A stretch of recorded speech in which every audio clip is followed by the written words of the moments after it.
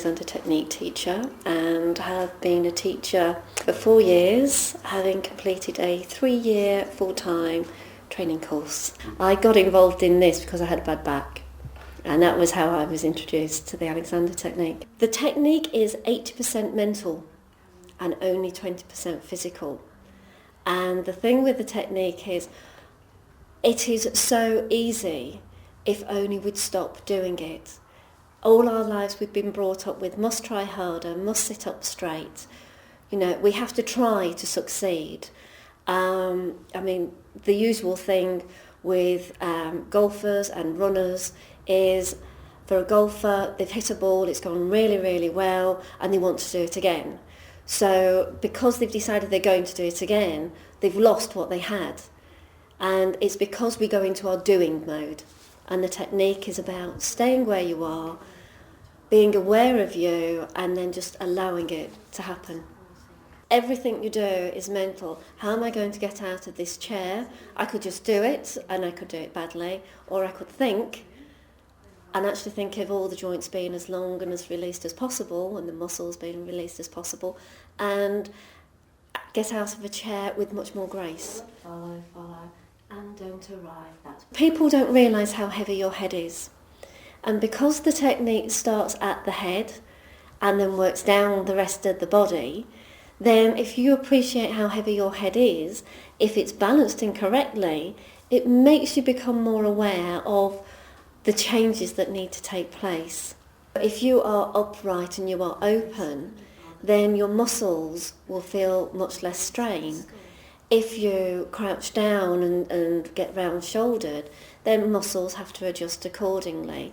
So, of course, you become much more closed and have a lot more discomfort. So the fact that you become open helps you to probably feel better, yes. And because you're up off all your joints, walking is easier, sitting is easier, and you do feel a lot more graceful.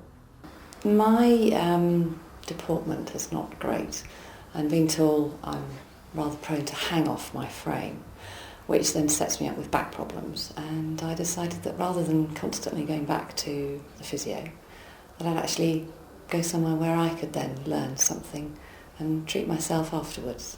So that's really why I thought the Alexander Technique met everything that I needed to do. I was looking into problems to do with migraines because I suffer from migraines, and I'd had some massage techniques on my neck, and they were working, but it had to be kept up over some time. So something a bit more permanent, like a change in lifestyle, seemed to be a good idea. I sit at a computer a lot, and in the same way, instead of leaning forward and peering at the screen, to be relaxed and sit back, have the keyboard, the mouse and the screen all at the correct angle, and of course to sit properly, then it's more relaxing and it causes less problems. What you're trying to do is change habits of a lifetime, and this is what we all have. We have habits, the way we sit, the way we stand, the way we react to the telephones, the way we delve into computers. And if you think of how many years you've had those habits, it takes a long time to change them or to make those habits less bad. You have to go inside yourself to really think about things. And then you become very aware from then on, once Pauline has said something, that you're looking out of the window and you're not looking in the right place, or you're not standing with your weight on your feet. And it's a gradual process, and you're just constantly aware of the importance of lying and releasing everything. Well done. The Alexander Technique is about remembering how a human should stand, move, sit, the correct relationship between the muscles and the bones in the body, so that we work or as we should. In modern life, I think possibly anyone could benefit, because there are so many things that we do without realising it. We sit wrongly, or maybe drive very much concentrating, whereas relaxing would be much better and safer. We sit and use computers, sit at desks at work a lot, or maybe lift heavy weights, and think about what you're doing and apply the technique is definitely a good idea. We start with sitting and standing work. Sitting and standing teaches you have feet to stand on, not legs. It teaches you have ankle joints, knee joints, hip joints that need to be free for movement and not locked, which is what most of us tend to do. If you have locked knees, it pushes your back forward. So it teaches people that if you just help to work with your legs, it reacts to your back. But again, because it's thinking and not doing, that's all to do within your head. You have to think about it.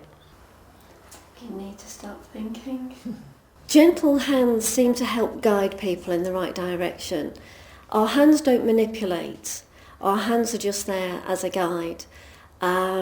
So if someone is standing and their back is pushed forward, sometimes we actually don't know where our backs are. We're very, very busy. We've rushed off to have a lesson, but we're still thinking about what we've done.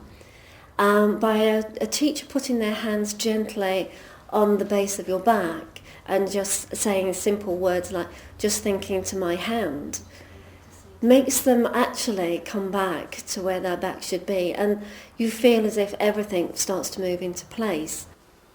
Allow the crown of the head, just think, crown of the head, chin to release, that's it. While working hard and being quite stressed at work, I've maybe had a migraine, 2 migraines a month, and I've had a couple of migraines since I started the Alexander technique, but I can now control them or eliminate them altogether. Physio is very much about somebody else doing something to you, and you're reliant on them telling you exactly which exercise is the right one to do. And this is very much about you are aware of when your body is in the right place or the wrong place. So I think it's up to you to do that, and I like that it's something you can take away and it's with you forever.